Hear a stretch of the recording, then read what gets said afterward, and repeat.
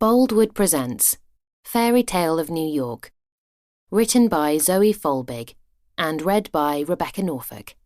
The moral right of the author has been asserted. This performance is owned by Boldwood.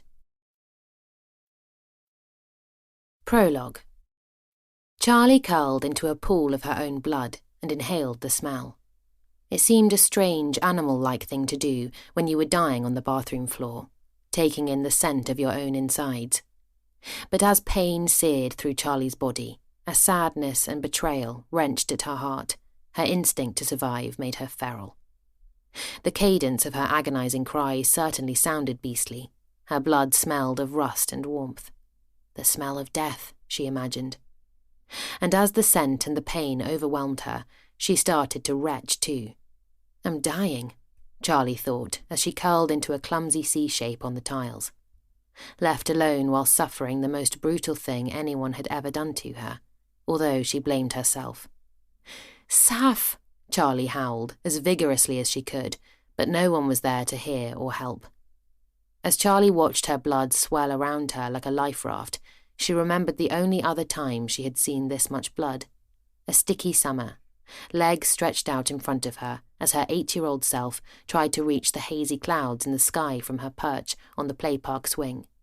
A slightly older girl with brilliant eyes took the swing next to her, and Charlie looked across. Surprised to see someone with dark skin in the park of their very white village, she was envious of the girl's legs because she was reaching her summit much faster than Charlie could reach hers. She was powerful, beautiful, strong.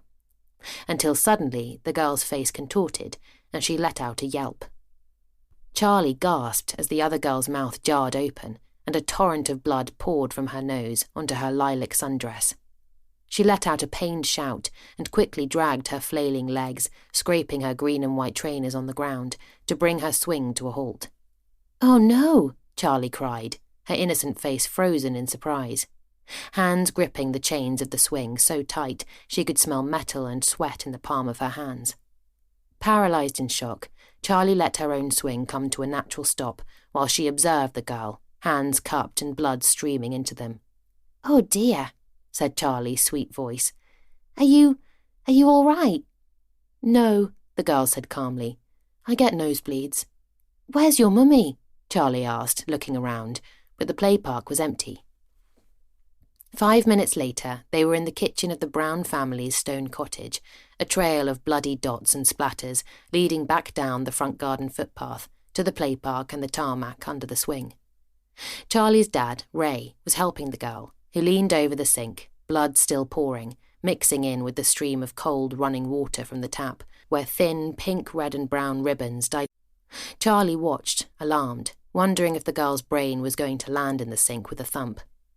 Charlie's mum, Ruth, ran in clutching old towels, saying something about the new family and how she would go and find the mother. Charlie watched her dad help the girl, surprised by how proud she felt seeing Raymond Brown being so tender towards another child. My dad looks like a superhero. Now, as she lay on her bathroom floor, her dad was all she wanted. "Dad," she called, even though she knew he was over 200 miles away, probably washing up at that same kitchen sink. "Saf." Charlie lay, overcome with an irrational fear that the blood on the floor might seep back into her, through her eyeballs, nostrils and mouth, as if her own blood were poison. She edged her head back a centimetre or two, away from the expanding pool in front of her, taking comfort from the fact she knew this was irrational. She knew she was still conscious. She touched her eyebrow with a shaky hand. At floor level, she could see the white grout of the hexagonal grey tiles gradually turn oxblood as the grooves filled up. The pain ripped through Charlie, and she cried again as she moved her hand from her forehead to her core. She tried to comfort herself, but her hand was too shaky. She felt too dizzy. Charlie's kitten, Mabel, a silvery grey ball of fluff, who had only come to live with Charlie a fortnight ago, sprang into the bathroom as if this were a game. Mabel froze, blue eyes wide and alert. Her ears twitched and her tiny black nose wrinkled as she sniffed the blood and turned her head in vigilance, like a nurse deciding what to do. She encircled Charlie, gently butting the back of her, while making sure she didn't get blood on her paws. "Saf," Charlie cried weakly. But Safi wasn't there. Mabel couldn't get help. So as the waves of pain and righteous rage washed over her, Charlie knew she would just have to bleed to death, all over her nice new bathroom tiles. How could he leave me like this? Part 1. Chapter 1. 4 days before Christmas. And the winner of Series 16 of Look Who's Dancing is... The studio darkened and atmospheric music pulsed, while hundreds of hearts pumped in anticipation as the audience, contestants and crew held their collective breath for the result. All except Charlie Brown, who was already dreamily weaving through the corridor-like edges of the TV studio, amid a labyrinth of black curtains and jigsaw flooring, using the sensation of the balls of her feet through her black DMs to negotiate the familiar terrain of cable under tape, respectfully, absent-minded, as she scrolled her phone for the weather forecast in New York. 7 degrees and sunny. Lows of -2. Charlie didn't mind who the winner of Look Who's Dancing was. She had become a fan of all 3 finalists. The cricketer, who had done a balletic show dance, the newsreader, whose Argentine tango was talked about at Prime Minister's questions, the soap star whose samba would go down in Look Who's Dancing history, although he had danced at stage school, but that tidbit hadn't been leaked. All 3 finalists were genial and polite to Charlie and her team, despite the pressure cooker they had been living in for the past 4 months. As long as the terribly rude sitcom star hadn't won, but she'd gone out early, so Charlie really didn't mind now. And her mind was elsewhere. She rubbed her eyes as she meandered, looking at her phone, dressed head to toe in black. Charlie only ever wore black on studio days, or to the occasional funeral. Every other day, Charlie was a colour-clashing, blocking and popping makeup artist whose bright wardrobe offset her own blank canvas perfectly. Clear, peachy skin and khaki green eyes, sitting wide and lovely under thick brows on a heart-shaped face. If you were to ask people what colour Charlie's hair was, some would say blonde, some would say brown. In truth, it was both, as ombre and shimmering as her eyes and her mood, which was mostly upbeat, but right now she was so tired she felt like a zombie. As director of makeup to a team of 10, Charlie had curated and executed the looks for cute quick steps and quirky Charlestons. She had gone above and beyond for Halloween specials and Hollywood Week. And tonight she had led her team in powdering the A-list faces for the last show of the season, the finale of Look Who's Dancing. Note the exclamation. Look Who's Dancing always had an exclamation, even when it was abbreviated to LWD exclamation on a call sheet. It was that fun to work on. And it was the most popular show on British TV. Most of the hair and makeup team went home as the show was going live on a Saturday night, rather than stay until midnight and crawl into cars, but Charlie and her senior assistants, Eva and Phoebe, were always waiting in the wings for touch-ups and powdering, the quick changes for professionals to do a pro dance and then get back into their show outfits for the result. Now Charlie had to get off, but she knew Eva and Phoebe would take care of the sweaty foreheads and retouch the lip gloss for the post-show interviews. Charlie had a flight to catch. She scrolled to the weather for the week ahead. Christmas Day, a chance of snow. Charlie stopped at a small makeshift desk. On top of the desk was a bank of switches and knobs with lights glimmering green, blue and red. Underneath the desk was a tatty-looking fridge to keep the studio drinks cold.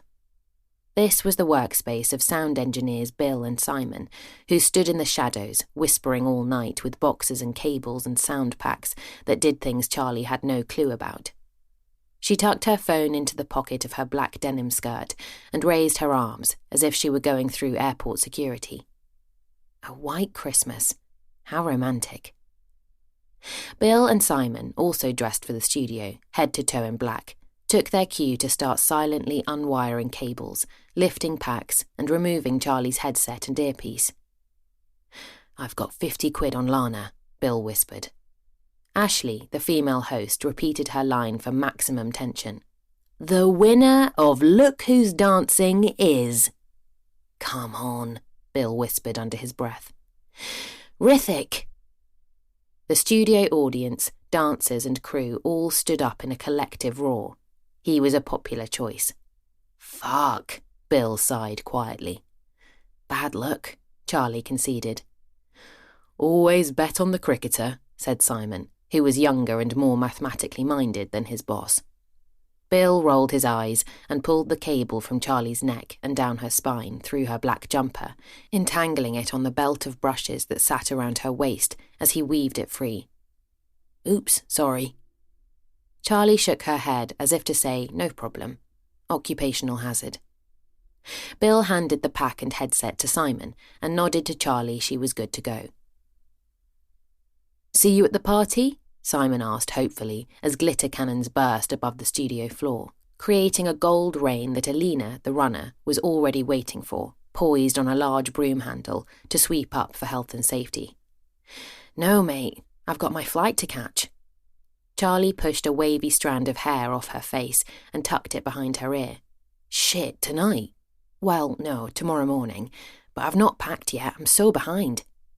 Charlie gave a smile that was a mixture of excitement, fatigue and mania as she pictured the pile of clothes, tea bags, magazines and Fortnum & Mason treats that littered her flat as she had left for the studio this morning. Simon looked a little lost and Charlie surprised him with a hug. "Catch up when I'm back though, eh?" she said, releasing him. "In March." "Sure thing."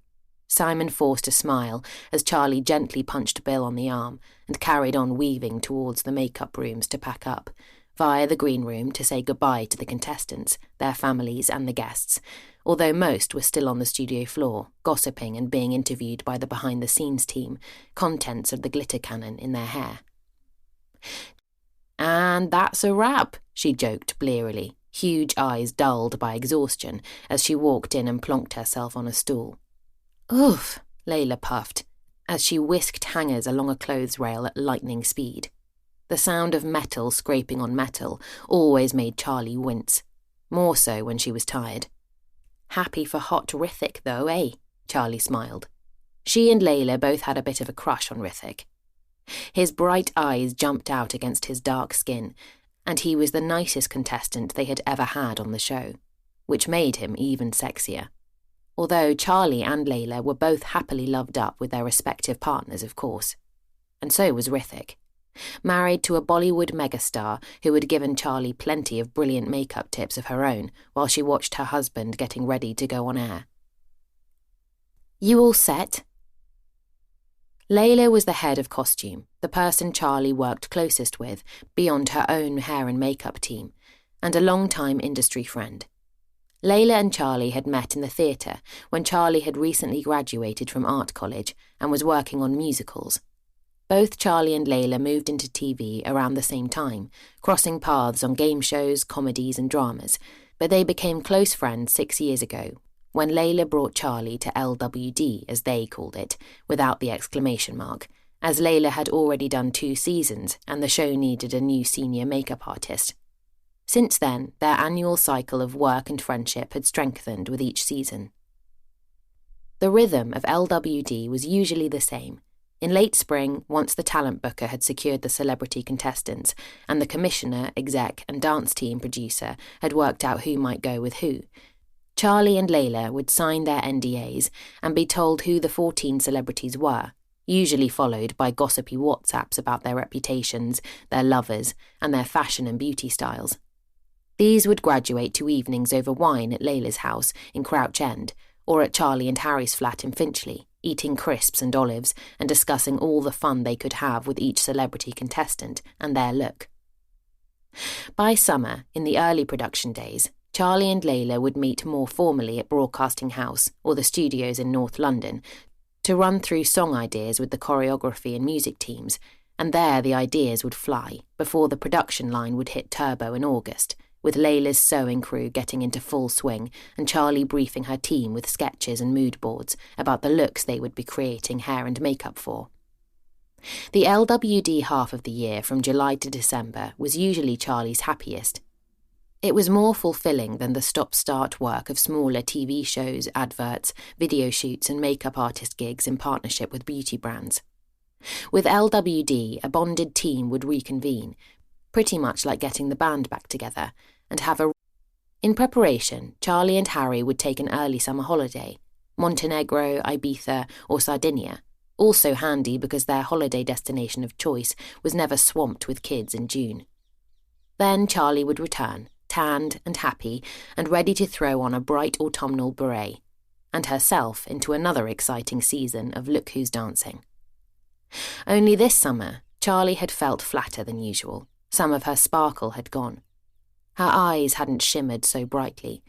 Harry had just left London to start a 2-year sabbatical in New York.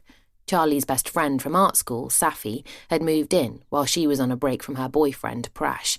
And suddenly Charlie had felt as if she'd gone backwards more than 10 years, the pair of them eating Haagen-Dazs on the sofa while they watched Gossip Girl. Only now they had Charlie's cat, Mabel, for company, and Safi preferred Booja Booja vegan ice cream because Prash had enlightened her to the evils of dairy. This season, Layla hadn't been able to help but notice the absence of Charlie's usual robust and resilient sense of humour on set. She'd been intolerant of diva demands. She'd get more tetchy with the more unreasonable celebrity requests. She'd even snapped at the sitcom actor, and Charlie was not a snapper. "I'm 32 and back living like a student," Charlie had confided to Layla one night in Finchley, eyes welling up after her third rhubarb gin. "I doubt you and Saf drank gin from gold-brushed Oliver Bonus glasses at Bournemouth," Layla had said with a raised eyebrow. Now another series of Look Who's Dancing had come and gone, and Charlie was about to be reunited with Harry in an amazing city she might also call her home. It would make the stress and longing of the past 6 months all worth it. Layla kept whizzing sparkly outfits along metal rails. She was clearly immune to the screech after all her years in costume. "Nope," Charlie winced. "I've got 10 hours to hone my capsule winter wardrobe. Not even hone it. I've got 10 hours to pack and then hone it." She said it with near despair. "Shit," said Layla, her face sweet under a soft brown bob. "I'm so excited, but I've been so bloody busy. I just haven't had a chance." Layla gave Charlie a knowing look. She had barely seen her 9-year-old twin since they were back to school in September. For Layla, the end of another series meant collapsing at Christmas and not getting out of her PJs for the best part of a week. "What do you reckon? New York for 90 days. What would Layla wear?" "Why 90 exactly?" "Well, 90 days max. It's all my visa will allow. I might come home earlier. Well, hopefully not." "Okay, so that's December to March, winter into spring. It's cold there, way colder than here, so you need knits, lots of them. Layer..." Charlie shook her head. "You've never been? Oh goodness, Charlie, how did I not know that? Probably for the same reason you haven't spoken to Jeff and the kids, and I haven't had a proper conversation with Harry or anyone in months. You're going to love it." Layla was 10 years older than Charlie, and very good at hiding her frazzled interior under her calm and capable exterior. The thought of an escape to New York filled her with memories and yearnings she'd forgotten in the melee of lycra, sequins, packed lunches and Lego. It was where she and her husband Jeff had honeymooned 12 years ago. "Can you just pack me?" she pleaded softly. "Sorry," Charlie apologised. "Okay, well, New York is very understated. You won't need much. Neutrals, cashmere, merino. Less is actually more there. And if you need anything, just buy it." Layla realised as she finished talking that what she was saying was ridiculous to a woman like Charlie. Oh, hang on a minute. Despite the all-black studio staples, Charlie was never a less is more sort of woman. She liked to clash apple green dresses with royal blue DMs, hot pink cigarette pants with a red sweatshirt, topped off with a yellow bomber jacket or a lilac wool coat. And too many accessories. Always too many accessories. New York neutrals were never going to be Charlie's thing. They laughed. "Maybe just close your eyes and do a lucky dip," Layla suggested. "It's all I have time for." That was more Charlie's style anyway, winging it. The dressing room door burst open, and Blake, the male presenter with perfectly coiffed hair and a very taut face, blustered in. "Layla, darling, get me out of these pants. They are so tight I think I've scent-marked them." "What?" Layla said, with a small curl of her nose. "Okay, skid marks. I'm commando. Were they gifted or loaned?" Layla winced as she cautiously looked in the waistband of Blake's trousers and made sure she didn't inhale. "No, you're all good," she said calmly. He still smelled of citrus and sandalwood. So much of it, Charlie thought as she watched the spectacle, Blake must bathe in Tom Ford. "I have been sweating my arse off in them." Layla dared to peer closer. "Drat, they're borrowed. Mason Margiela." "Well, you can't send them back now." Blake winced as he clenched his buttocks and rose on his toes briefly. "Tell them I love them so much I couldn't part with them. I'll do an Insta post or something, darling, don't worry." Charlie and Layla exchanged a look over the clothes rail. "But I do need something for the after-party, something looser." Lee, the senior producer, appeared around the door before. Lee was clutching Blake's emergency cue cards. "Great show, Blake. I think that went really well. You smashed it." "You think?" he asked. "That last gag before the results about the wigs, do you think I'll be cancelled?"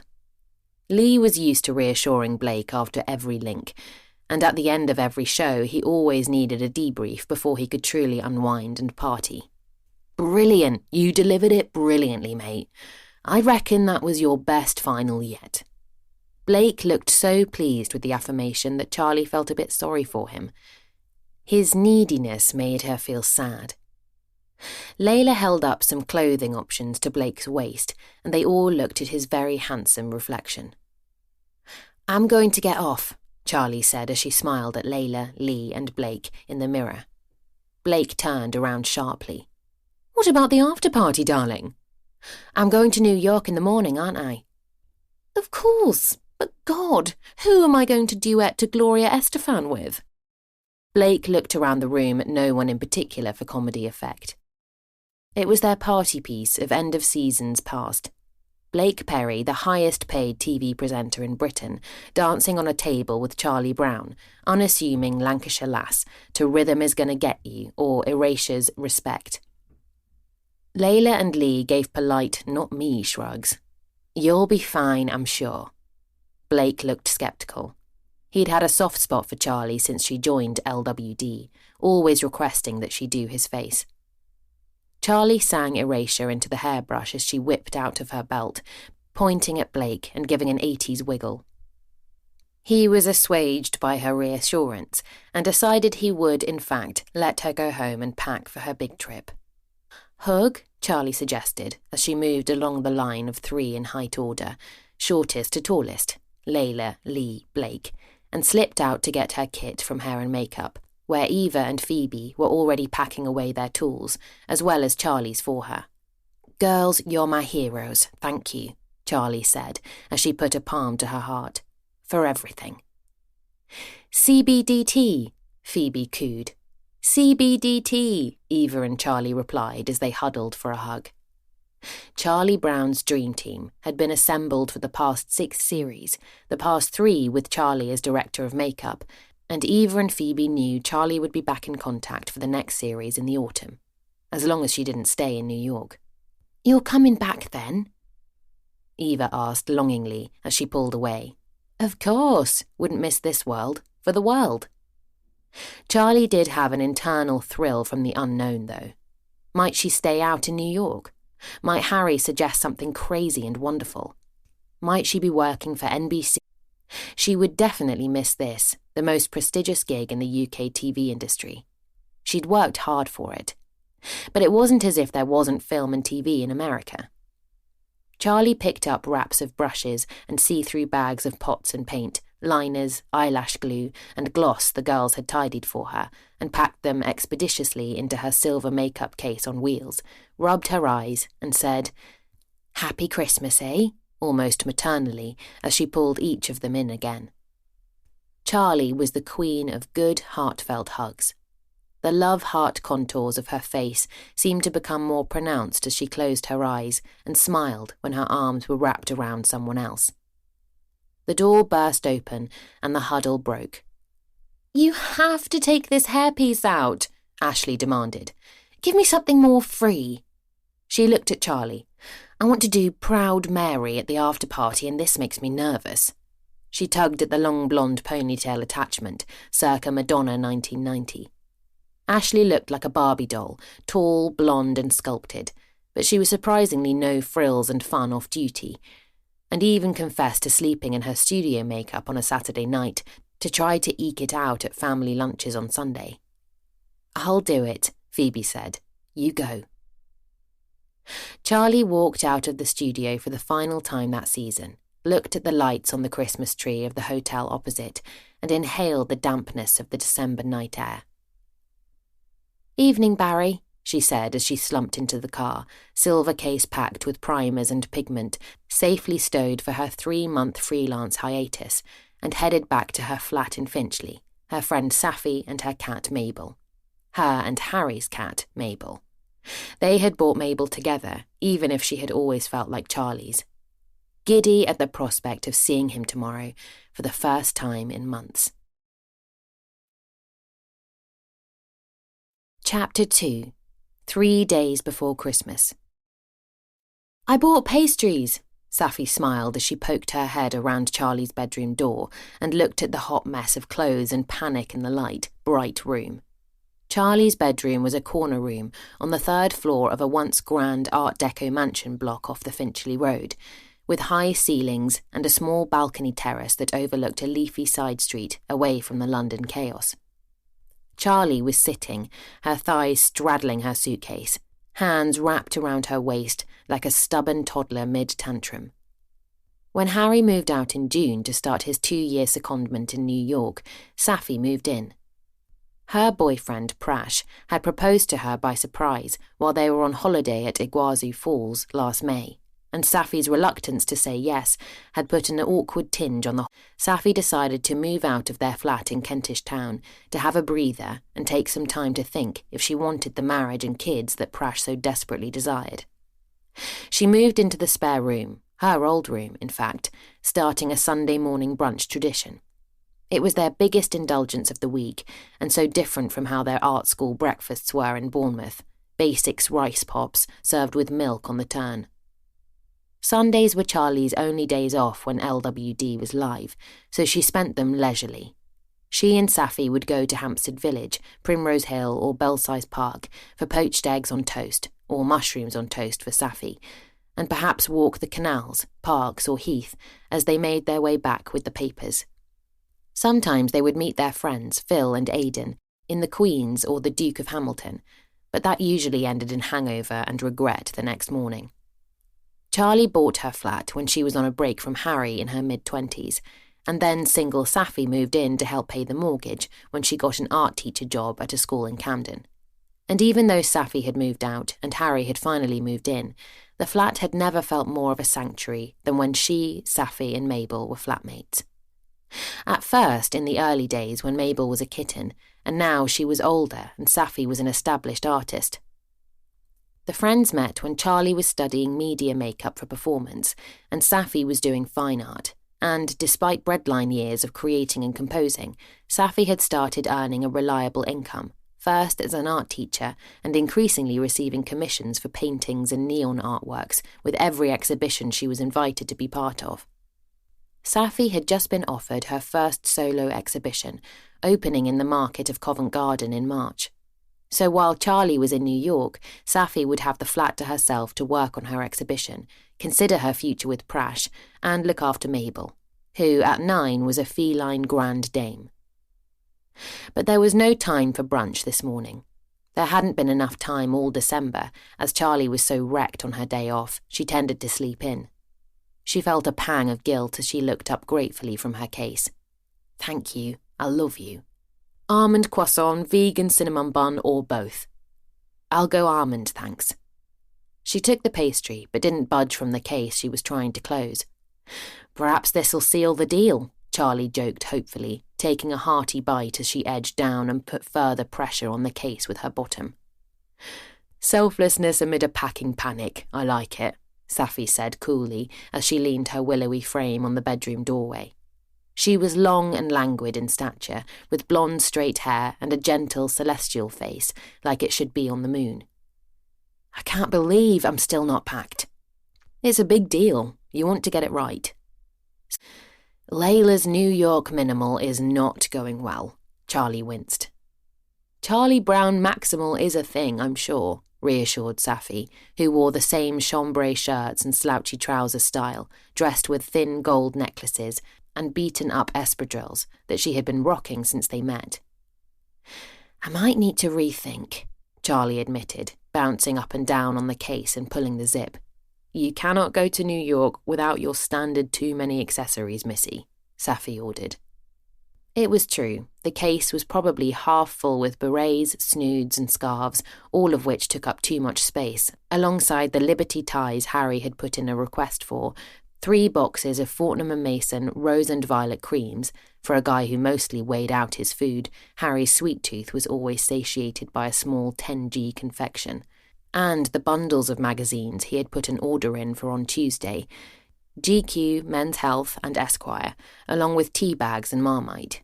No wonder Charlie barely had any space for her colourful staple separates, and the one party outfit and heels she packed in case she didn't have anything in time for New Year's Eve. And makeup. Charlie always packed too much makeup, of course, even though she wore little herself. The zip groaned. Charlie swallowed the last bite of her croissant, and, bingo, she closed the suitcase. "Oof," she exclaimed, standing up exhausted and fanning her face. "What time's the car coming?" 45 minutes. Shit. You'll be fine, as long as you've got your passport. Harry will have anything else you need." Charlie walked into the airy living room with the little deco balcony going off it to retrieve her pint of water. She sighed. She would miss Mabel, Safi, and the flat. She would miss the brightness that Safi had brought to it the past few months, the neon macaws on the wall above the television, but not enough to quell her excitement. Safi's neon art creations that now peppered the flat added a vibrancy that had been absent when Harry lived here. He liked minimalism and muted tones. Everything he owned was digital to avoid clutter. His music, his photos, his everything. His life was on his laptop and not the walls of his home. And when he did live there, you would have only known from the clothes hanging neatly in the wardrobe, the protein powder in the cupboard, and the macro boxes in the fridge, if he was going through a shred. Friends joked about how Harry's minimalism and Charlie's colourful chaos were the perfect complement for each other. Safi's flatmate style was something in between and easier to live with. "Are you going to be okay?" Charlie asked. She'd been so obsessed with work and New York, she hadn't checked in on Safi for a while, and she felt terrible. Charlie's velvety grey cat tiptoed across the living room with confident, sassy paws, jumped up onto her favourite spot on the lid of Charlie's record player, and closed her eyes. "Rude," Safi joked. Then she looked at Charlie's expectant face, still waiting for her real answer. "No, really, we'll be fine. This gives me 3 more months to leap or leave." "You seem to be getting on better." Prash's visits to the flat had begun again, like in the early days after Charlie and Safi had met him at a yoga retreat, and he and Safi had fallen head over heels, or heels over head in the case of their exquisite plough poses, when they were in the tentative days of dating. Lately, Safi was starting to spend the odd night back in Kentish Town at the flat they had bought together. "We'll see," Safi said cryptically. "But don't worry about anything here. We'll be fine." Charlie's eyes welled up. "I know." When the message came in to say the Uber driver was outside, Charlie went over to the record player. She gave Mabel a gentle kiss between her ears and carefully lifted up the turntable lid, Mabel still on it, and placed it on the sofa so she could put Safi's Christmas present on the turntable. Her beloved record player, her beloved cat, and a small gift-wrapped box with gold hoops from Les Nerides for her beloved friend. She replaced the lid. "Shh, don't tell her until Christmas Day," Charlie whispered, but Mabel didn't flinch. Safi came in from the little balcony where she'd been having a cigarette. She hadn't smoked for a decade before taking it up again after Prash proposed, and she did all the rituals for Charlie as she would if she were a teenage girl, hiding it from her parents. She only smoked on the balcony. She always wrapped her cigarette ends in an old tissue, which she would deposit in a street bin. She always used breath freshener afterwards. "I think your car's here," she said, shutting the balcony doors on the Arctic blast whipping their leafy corner of NW3. "It is. Here, let me help you with the case. That is definitely over 23 kilos. Together they hauled Charlie's cumbersome orange suitcase down 3 flights of stairs and to the communal door that, irritatingly, had been left open by another tenant, as was often the case. "For fuck's sake," Charlie muttered, but her excitement overwhelmed her annoyance, and she wheeled her case to the car on the pavement outside. "You're going to have the best time," Safi said, opening her arms out. She smelled of cypress, oak moss and cigarette, a combination that worked on only Safi. "I know," Charlie squeaked. "New York has it all, the lights and the smells and the galleries and the attitude, and Christmas," Safi marvelled. For someone who loved neon lights so much, New York plus Christmas was her happy place. "And Harry," Charlie added with a slight frown. "Oh yeah, and Harry," Safi laughed at her own oversight. "Have the best time, yeah? Let us know when you land." "Will do. Love you." In the Uber, Charlie took a deep breath, sent Harry a text to say she was on her way, texted her parents to say the same, and then hovered her thumb over the circle with Jasmine's face in it. She thought about sending a text, but left it. Her friend Jasmine was too young and too carefree to care for the mechanics of getting somewhere. She would be more impressed with a selfie in front of Radio City Music Hall, the Empire State Building, or the Lincoln Center, so Charlie threw her phone in her bag and checked, for one last time, that she had her passport. Chapter 3. 7 blissful hours in the sky without Wi-Fi or texts from Eva, Phoebe, Lee, or Charlie's parents checking she was okay was liberating after the chaos of the past few months. On the plane, Charlie curled into the window and drifted off, in and out of sleep, which scuppered her in-flight entertainment plans to watch Pitch Perfect, the new Star Wars, and all of I May Destroy You. She didn't even make it beyond North Scotland before first passing out. Being off-grid and in the air meant she didn't have to worry about work or what she was going to pack. It was done now. Charlie had felt a pang of guilt about missing Christmas with her mum and dad. As an only child, she bore the responsibility for them all on her own, but they assured her they would be okay. Charlie, Ray and Ruth had celebrated Christmas early in late November, when Charlie had whizzed up to Lancashire and back for Novembermas Brown style. Ordinarily, Charlie and Harry would have driven up the Sunday after the Look Who's Dancing finale. They would have spent Christmas Eve in their favourite pub, halfway between the Brown family cottage in the Ribble Valley and Hawksworth Hall, where Harry lived. Sometimes old school friends would join them, but increasingly those friends were having babies and staying home. After too much mulled cider and a Slade sing-song, Harry would get in a taxi to his parents' pile, and Charlie would go back to Ray and Ruth Brown and her old bedroom. Christmas Day would be an endless happy feast of Scrabble, eggnog, and the Corrie Christmas special, and she and Harry would reconvene on the 26th at Hawksworth Hall for the infamous Taylor Boxing Day bonanza, which was more of an uptight cheese and wine party than a familiar jamboree. With Christmas being brought forward to November due to New York and Charlie having to work, she wasn't even able to get snozzled.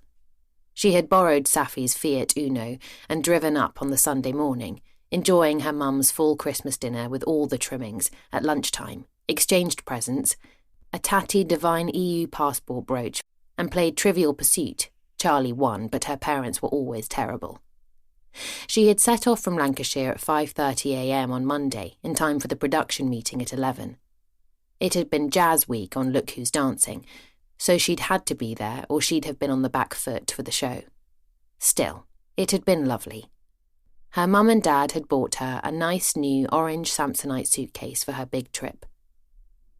As Charlie weaved through sleep and time zones, she dreamed about painting oranges with her dad and her mother's marzipan-infused stollen. She could smell the spices hanging in muslin bags over the fireplace in the cosy Millstone cottage, and she could feel the warmth of her family home. Guilt fizzled away like the contrails from the jet engines behind her as she dreamed of her parents, knowing that they were thrilled for Charlie's New York Christmas. And with that knowledge, she didn't wake up again until Greenland, when the smells of the dinner service, or was it lunch, wafted through the cabin. Charlie rubbed her eyes and looked out of the window.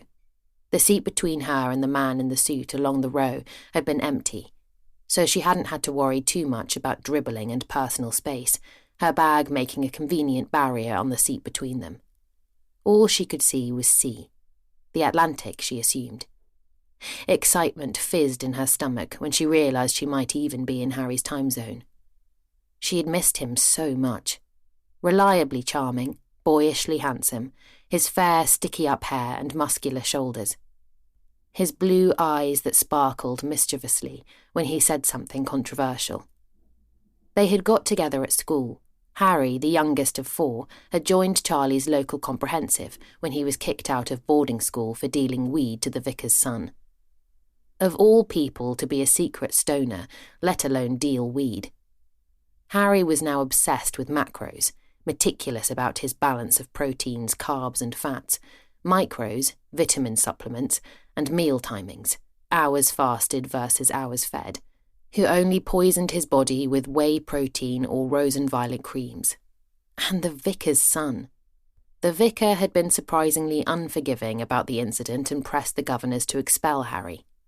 Despite Henry and Clarissa Taylor's pleas to the headmaster and the reminders just how much money they had furnished the school with in fees over the years for 4 children, he had been expelled, and Harry Taylor had had to slum it at the nearest comp. "To teach you a lesson," his father Henry had roared. Slumming it had brought Harry to Charlie when they'd locked eyes across a Bunsen burner in double science. Charlie couldn't remember what colour her hair was the week Harry joined the school. Black, red, plum, fuchsia, blue-tipped.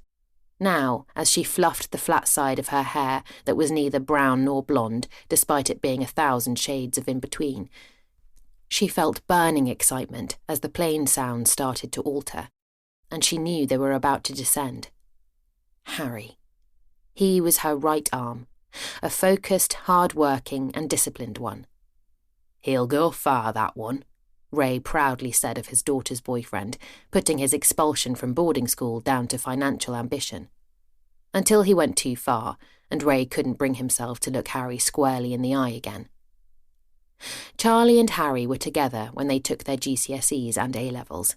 They stayed together despite going to colleges at opposite ends of the country. Charlie to Bournemouth, Harry to study economics in Durham.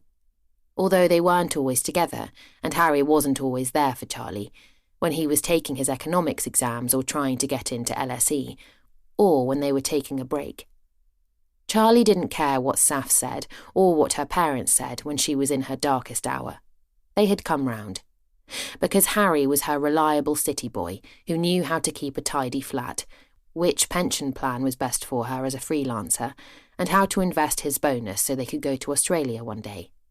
And he was about to support Charlie while she lounged around the very cool, very minimalist Chelsea apartment in New York for 3 months, while she thought about whether she might relocate there too. As the cabin crew took their seats, Charlie looked out at the finger of Manhattan Island, jutting out of a continent beneath her, and saw buildings start to come into focus. Some skyscrapers shimmered as the pink sunset lit the sky and looked as though it might just reach all the way over to the west coast. Wow. Charlie wondered which building Harry worked in out of all those in the financial district, although he wouldn't have been at work today. How would he have spent his Sunday? She imagined him cleaning an already pristine flat and going to the farmer's market on Union Square, or to Whole Foods to stock up on shopping that came out of brown paper bags. The flight was due to land at 5:50 p.m, and it was only 5:20 p.m. They were going to be early. As Charlie scrutinised the view, she could see landmarks start to come into focus. The Empire State Building, One World Trade Center, the Chrysler Building. Was Was that a tiny Statue of Liberty over her left shoulder? Can't be, she whispered. It was. Oh, wow, she said to the businessman 2 seats away, stopping short of hitting him on the arm. Statue of Liberty. Looks really small, she marvelled. The man looked nonplussed. Miserable fucker. She remembered the landing card she hadn't yet filled out and grabbed a pen from her name, Brown Charlotte Florence. Date of birth. Month first.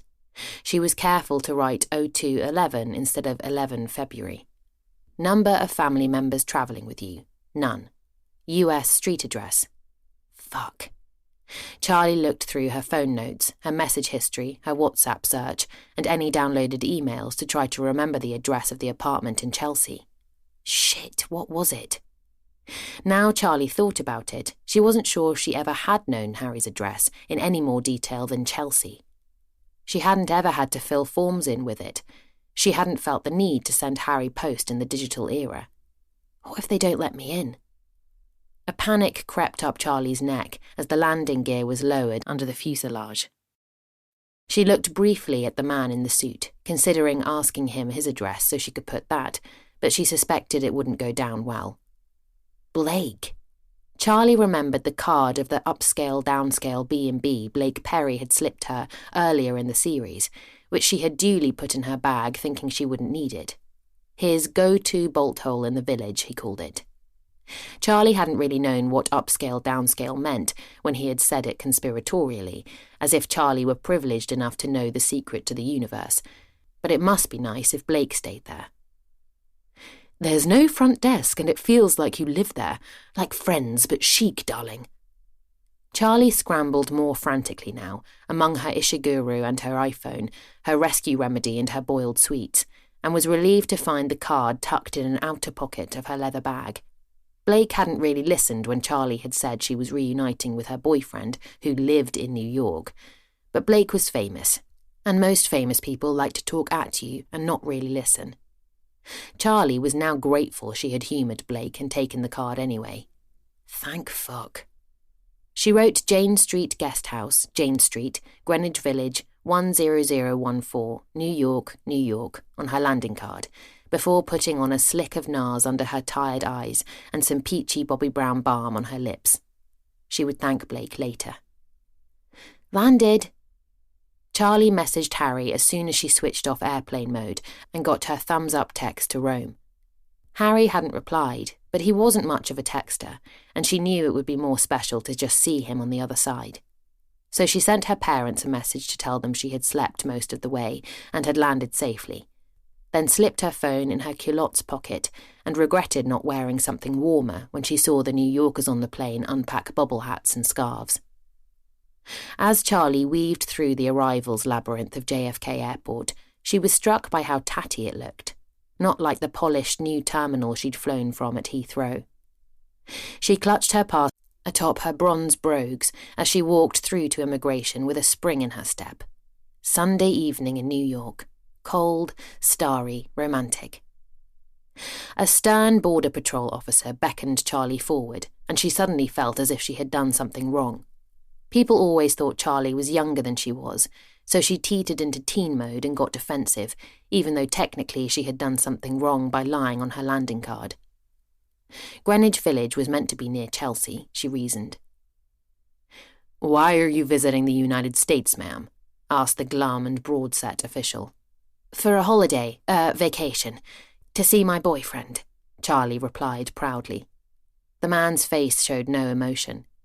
"Where will you be staying?" Charlie's cheeks flushed pink. "Here," she pointed, terrified. Showing the man the guest house card she clutched in her hand, as if that made it official. "How long will you be staying, ma'am?" "A couple of months." This was the part she was most nervous about, more than the address lie. "I won't be working." "No, you won't, ma'am." "It's just a reunion. I haven't seen my boyfriend for 6 months." A tiny flicker of irritation curled on the corner of the Border Patrol officer's mouth as he whipped through the pages of Charlie's passport. She silently cursed herself for always saying too much. It was clear the official didn't care for bleeding heart stories. He gave a forceful stamp of an antiquated mechanical machine, handed Charlie's passport back to her, and looked at her with a grave expression. "Benjamin's Steakhouse," he said as he extended his arm to let her pass. Charlie wondered if that was the man's name. "Pardon me?" "Benjamin's Steakhouse." Cute. "East 41st Street between Park and Madison." His accent was so thick and Charlie was so caught off guard, she still looked flummoxed. "Best flank in the city and most romantic restaurant in the world. My wife loves it." "Oh, thank you. Noted," Charlie said, pointing an index finger to her temple and giving a huge smile. "Welcome to America, ma'am," the officer nodded, and a relieved Charlie whizzed through to baggage reclaim and the arrivals hall, full of butterflies for the relief and the reunion. Chapter 4. Charlie had hoped the doors to the arrival hall would be sweeping and slick to make her big entrance to the Big Apple even more magical. But they were nondescript and office-like, propped open by 2 black plastic door-stoppers. She didn't care. She was about to see Harry. The airport didn't matter, only the reunion, she thought as she came through, heavy orange case on its wheels by her side, as she scanned the faces looking back at her eagerly. The drivers. Airport reunions were so romantic, even though she'd never had one of her own. But she'd seen Love Actually when she was 16, and then every Christmas thereafter, and she knew that if she was ever going to have a heart-swelling airport reunion of her own, this was going to be it. Where is he? She laughed to herself, imagining a taxi crisis making a flustered Harry about to enter stage left, golden hair flopping as he pushed it back upwards. Disciplined, gym-toned arms bursting out of his Sunday shirt. But he didn't. Charlie laughed again, except this time it was tinged with slight exasperation. This is something I would do. Her bemused smile dropped as her eyes darted left and right, scanning the scene, but she still couldn't see Harry's face in the crowd. After a few minutes of looking and lingering, she knew she had to shuffle out of the way, along with the people who had no one, so as not to cause a bottleneck. This was not how it happened to Hugh Grant and Martine McCutcheon. Charlie snaked through with her case, flicking over the blissful faces of people already reunited, the lovers in their embrace, the drivers leading clients out to cars, scanning the hot faces of people rushing to arrivals, hoping Harry would emerge from the throng of people arriving by taxi, metro and car at JFK. But however much she scrutinised the barrier at the Travelex currency booth, the coffee shop or the Dunkin' Donuts, Harry was nowhere. What the fuck? She found a seat on a bank of chairs outside a paper shop called Metro News, parked her case and slumped down, getting her phone out of her pocket. She looked at her message to Harry. 2 grey ticks. Delivered but not read. Perhaps there was a network issue with her new provider. She called his phone. A singular dial tone she had become familiar with over the past 6 months rang, but it rang through. Usually if he was in a meeting or Charlie had messed up the time difference, it would ring about 10 times before going through to voicemail, but this time it didn't. It rang and rang. No answer. She pictured his phone on the floor of a yellow cab or in the pocket of his coat. We'll laugh about this later, she thought, until she pictured his phone mangled, smashed, screen broken after Harry had been hit by said New York taxi and gone flying 20 metres into the air. Shit. She looked around the terminal again and then back to her phone, not knowing what to do, then looked around and saw a cash point. Money. I'll get money. I need it anyway. That would kill a few minutes while she waited. She fired off another text before standing up and walking in a small circle as she stared at her phone. I'm here, in the arrivals hall. ICYMI. She sent another. And another. I've been here an hour now. Where the hell are you? As she sent that, she felt a punch of panicked guilt in case the Flat Harry scenario was the correct one. Hope you're okay. Love you. Kiss. 2 hours later, Charlie had got cash, been to the loo, cried, touched up her makeup, and cried again. 3 hours I've been in America. 3 fucking hours. Where are you? Pick up. She was furious with Harry now. but also worried. Was he okay? Was he dead? She thought about their last actual exchange and looked at her phone to remind herself of it. That she had communicated the correct date to him, she had. And flight number, yes, V137 from LHR. Their exchanges had mostly been to do with the stuff he wanted Charlie to bring out. He had texted on Tuesday with a shopping list. Marmite, tea, Liberty ties, rose and violet creams, magazines. See you Sunday, baby cakes. He knew it was Sunday she was landing. She did have a missed call from him on Saturday evening, lunchtime in New York, when Charlie had been in the throes of doing Ashley Niedermayer's makeup. It wasn't the sort of face you could stop to take a call during. So she'd ignored it, finished Ashley's finale face, she went smoky eye and red lip, and fired off a message to Harry. Going live, call you after the show. She hadn't called him. Now she thought about it, they hadn't spoken all week. She'd been so busy, so elated about going to New York, scrabbling around Soho and Sainsbury's to get ties and Marmite, she hadn't had the chance to align the time zones and chat. Perhaps she had subconsciously not called because she wanted to save all their gossip for the blissful New York marathon of sex and conversation she had so been looking forward to. She'd just been so fucking busy. Maybe something happened, she worried. Maybe he was calling to say he couldn't collect me. Maybe something came up. Charlie pouted. Surely nothing could be more important than this. But then he would have sent her a message. Fuck. Charlie felt such despair. She stared at her phone and wondered what to do. Charlie was not a stare-at-your-phone-and-wait sort of person. She had looked through the slew of pictures that had come in from the LWD after-party and all the messages that had wished her safe flight, happy travels, and have a wonderful time in New York. She'd never felt so lost and impotent. Charlie had never suffered FOMO. She was active, not passive, and if plans didn't include her, she tended to find something better to do with her time anyway. She had never felt like such a passive, powerless bystander as she did now. What do I do? She thought about Jasmine. What would Jasmine do? But was too embarrassed to text her. She'd exchanged a couple of excited texts